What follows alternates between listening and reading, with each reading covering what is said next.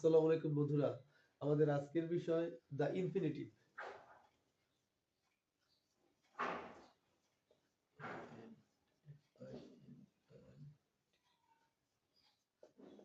Infinitive মূল ভার্বের present ফর্মের পূর্বে টু বসিয়ে ইনফিনিটিভ গঠিত হয়, আমরা জানি।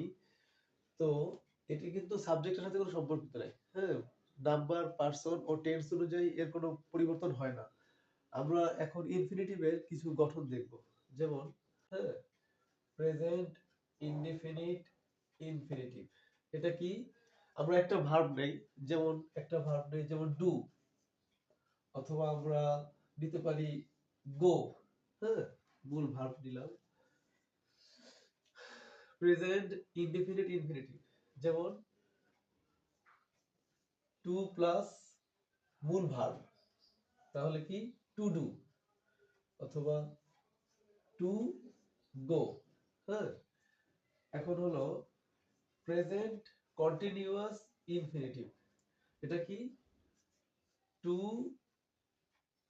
বি ভার্ব আসবে, যেহেতু কন্টিনিউয়াস তাহলে বি ভার্ব সাথে মূল ভার্বের সাথে আইএনজি। টু বি ডুইং, মূল ভার্বের সাথে আইএনজি, অথবা টু বি গোয়িং। হ্যাঁ, to be going.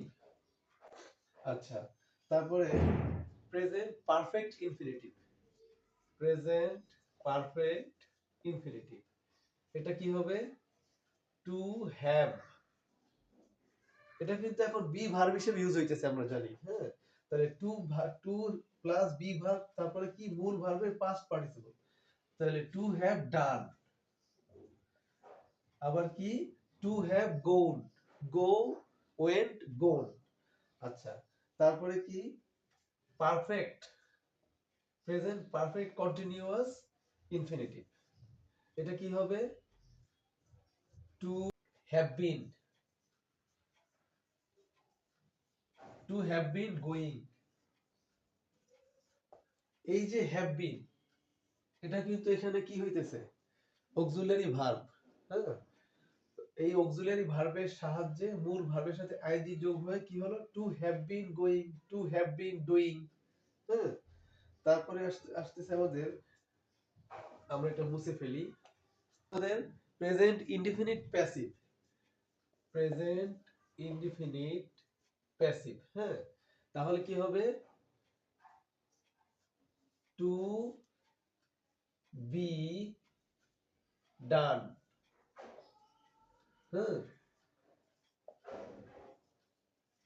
Two be ডান, আবার টু বি গোন।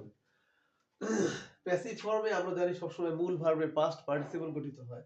তাহলে বি ভার্বের সহযোগিতায় মূল ভার্বের পাস্ট পার্টিসিপল, এটা হয়ে গেল প্যাসিভ। কি প্যাসিভ? Present indefinite passive. আচ্ছা, এখন আসবে আমাদের perfect present present perfect infinitive passive. তাহলে কি হবে? তাহলে হবে to have, to have done. তারপরে আবার কি হবে?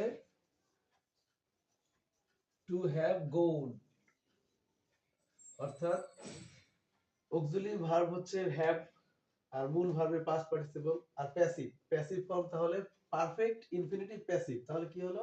To have done, to have gone. হ্যাঁ, এখানে যে ভার্বই আসুক না কেন মূল ভার্বের পাস্ট পার্টিসিপল হবে। কেন হবে? যেহেতু এটা প্যাসিভ ফর্ম। আচ্ছা, মূলত আমাদের এটাই হচ্ছে ইনফিনিটিভ। হ্যাঁ, থ্যাংক ইউ বন্ধুরা।